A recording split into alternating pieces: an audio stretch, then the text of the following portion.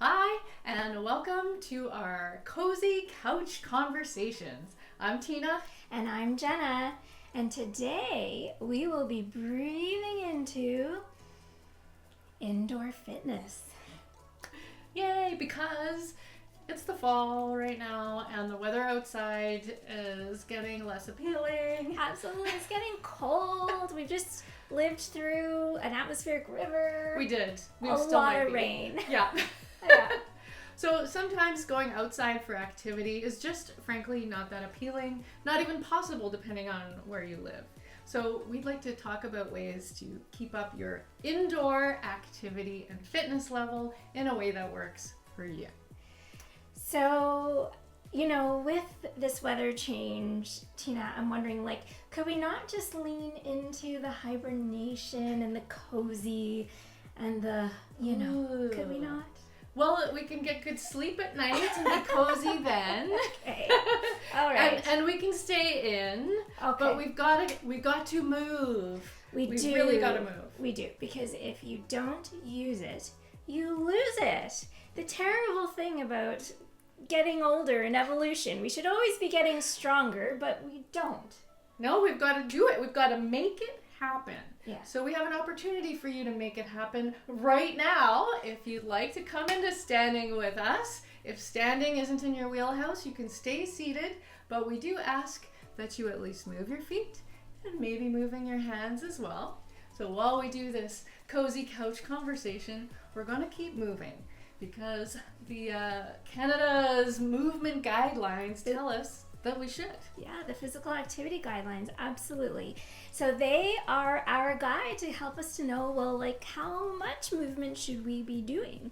Because really what we're trying to do with movement is many things, including reducing risks for disease, for falls, for all those unpleasant things. Yeah, let's do a head to toe. We're going to find reasons that you should move more. So starting with the old noggin there, it's better for your mental health. It's better for your cognition. Absolutely. Your memory, moving down our body. It's good for our heart, reduces our risk for cardiovascular disease. Yeah, it can reduce your cholesterol levels even. Absolutely. Yeah. Including reducing your risk for type 2 diabetes. Yeah, it's good. Yeah. Moving lower down, maybe to the hip region, the belly region too. Yeah. Oh, let's stay in the chest. Let's stay in the chest cavity. Yeah. Breathing. Of course. Yeah. Yeah, the whole reason why we do this, it's so good for our lungs. It really is. Really encourages you to take deeper breaths when you're exercising, which can increase your lung capacity and the speed at which we blow out, which we measure when we're testing people's lungs. So it can actually improve your lung function. Yeah, absolutely. Strengthen all those little muscles that help us to breathe. Yeah. Including your core, which can lead to better balance as well. And like I said off the top, reducing risk for falls, which definitely becomes more of an issue the older that we get for lots of different reasons. Yeah, falls can lead to other problems, so you really want to avoid falling. And being strong and stable is another way to do that. And then moving down to this belly hip region. Yes. Activity can encourage a healthy weight. That's right. Yeah.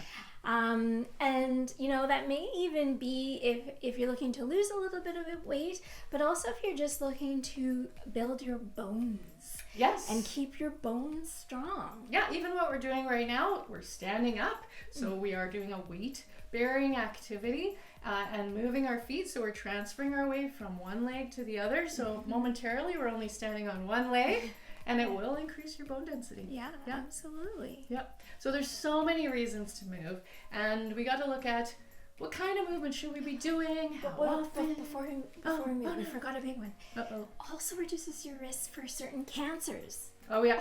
That is a big one. That's a big one. That's a big one. Yeah. That is a big one. There are so many benefits to exercise, and I think too we haven't even found them all yet. Yeah. Okay, sorry. Mood. I cut you It off. makes us happy. Yeah, it does. And it does. Especially when you your mindset is, I don't want to do this, making the time, and it's always a hump to get over. But after you've done the exercise, it always feels good. It does. When I'm doing my stretching cool down phase, I'm like, yes, I did this. And I like to do activity for my mental health. It really does make a difference. It just lets any stress or anxiety just fall away. I sleep more soundly when I've done exercise or movement that day. Absolutely. Yeah. And that links back to exactly what the Canadian Physical Guidelines are trying to accomplish. So exercise is a must. So now that we know... Movement is medicine. It really is. It's the apple you've been looking for. Yeah, truly. So now, if we've come to terms with that, if we're feeling like, okay, Jenna, Tina, I'm listening to you, well, now's the how. So how do we do this, Tina? It is the how and the what. So you've got to find something that appeals to you, find ways to move more that are going to work for your lifestyle. And so if we go back to the Canadian Movement Guidelines, they are suggesting 150 minutes per week, which is about 20 minutes a day. We could break it down. Yeah, 20 minutes a day. Yeah. You can do it in pieces. You don't have to do the 150 minutes all in one shot. Yeah. Yeah. Unless that appeals to you, then do that. But I don't really recommend that. And these 150 minutes are for moderate to vigorous aerobic exercises. So exercises that will get your heart rate and your breathing rate up to a manageable level. Yeah. So if you're living with a chronic lung condition, you might be saying, hey, Tina, Jenna, I can't do any vigorous activity. I won't be able to breathe. We've heard that before. Yes. And that's exactly where we come in, and some of our resources, and there's lots of resources out there for you. So we're looking to get you in a range of activity where you feel in control of your breath. There are different ways to do that with different breathing techniques, learning your intensity of exercise that works for you and your body. And so do check out some of our resources, perhaps in the Poplar community, for more. Yeah. And, when we say vigorous activity, for you, what we're doing here might be even too much, right? So this could be vigorous activity. Mm-hmm. Other people, this might be moderate, and other people, this might be light. So what those ranges mean is a very individual thing. So don't be frightened by the words vigorous activity. Yeah. That's an individualized thing. So certainly asking us or asking a physiotherapist or an exercise instructor what vigorous or moderate activity means for you, they can help you determine that. Absolutely. Now, one more thing about the breaking down your aerobic physical activity. So we mentioned it could be 20 minutes a day, but that 20 minutes a day can be broken down further into smaller increments. So, you can split that up into, 3 little bouts in your day of 5 to 10 minutes, and that will do the trick. And also, this is kind of the end goal. So you don't have to start there. If you've been quite sedentary, I would not recommend just getting up and doing 20 minutes of vigorous activity. You've got to start low and slow and build up your tolerance. Yeah. So where you're coming from is just as important as where you're going to. Yeah. So get help from somebody to help guide you on how to do that in a way that's not too much for you, in a way that you can still do all of your other daily activities. Great advice. Yeah. Yeah. So the other thing, other than aerobic activity, the physical activity guidelines ask us to get some strength training in different muscle groups in our body at least twice a week. Twice a week, yeah. So these are strength training or resistance training movements. Mm-hmm. You don't even need weights to do that. A lot of people get very fit just using their own body weight. Absolutely, yeah. So you don't even need equipment for that. Mm-hmm. Sometimes people find that having equipment like hand weights or an exercise band makes the movements easier. Yeah. Don't have to think too hard on how to move your body to get that, but you can also do it just without equipment.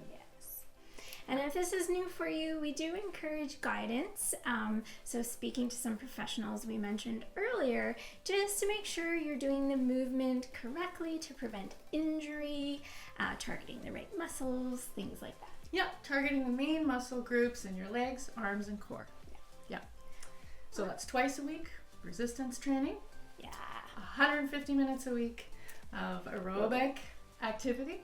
And as if that weren't enough, but I think this is a bit of a lifesaver for us. They've also added in this concept of light activity. So things in standing.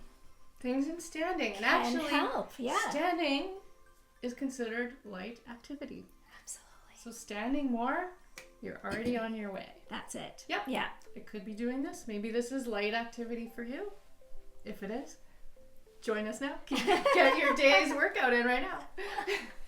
So, and when I think of standing, I like that idea because I could see times in my day where I can make that little shift and go into standing, like when I'm talking on the phone. Yes, I love pacing in my home when Yeah. I'm talking on the phone. Yeah. The time goes by, I don't even really notice that I've done Yeah. all this walking. Yes, absolutely. I don't get anywhere, but I'm walking.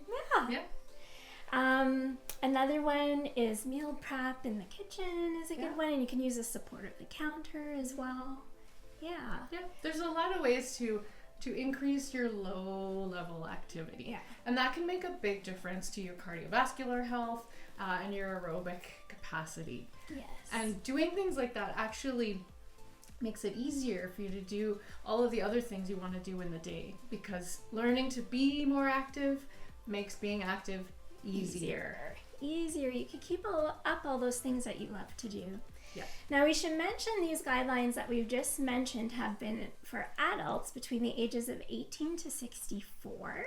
So if you're an adult 65 or older, guess what? There's more.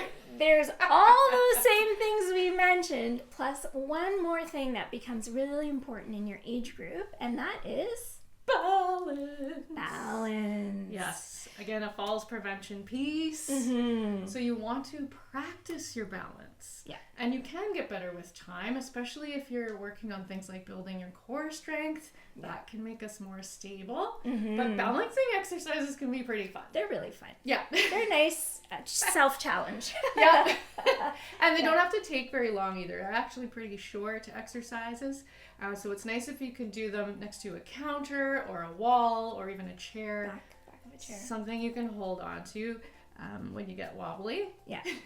So one thing we like to do is standing on one foot. So put all of your weight on one foot, and then the other foot can still touch the ground, maybe just with the toe, or you could lift it up all together if you've got something to hold on to, and just stand there on that one foot for 30 seconds. Yeah. And if you wobble or you put the other foot down, no problem, we do that all the time. But the goal is to be straight, strong, and stable. Do 30 seconds on one leg and then switch to the other leg. Again, find your balance, put all of the weight in one foot, other toe is maybe touching the ground, or maybe you're holding on to something for stability. And just 30 seconds on each leg. And then the nice thing is during that 30 seconds, all you have to concentrate on is your breath. You're breathing, and so you get that little pursed lip breathing, belly breathing, whatever you like to do, you get that in your day as well. Yeah, nice big breaths in through the nose and out through pursed lips. This is my favorite breathing technique during exercise. Yeah. Kind of slows the exhale a little bit, but it also encourages nice deep breathing. Absolutely. Yeah. So balance added on for those 65 plus, and there's no disadvantage to adding balance on anytime. Yeah. Yeah. Go in strong when you hit the 65. All right, so hopefully we've gone through why exercising through the winter is really important. We've talked about that shift into indoor exercise, some tips and tricks and targets for the types of exercise and how long. And this is not to say if you are an outdoor enthusiast in the winter months and you've got those snow activities you like to do, absolutely go for it. Yeah, we're not going to hold you back. Not going to hold you back. It's going to help. But for those of us that struggle and want to kind of focus in our indoor space, there are still things we can do. Yep, there are totally. And if you're looking for more, Poplar has things as well. We have our fitness club and we have a couch to cardio program. So do check it out. Yes. Or find your own way. Find your own way. And we hope that you're able to get out there. Or stay in there. Maybe stay in here. And live your best long life. See you next time.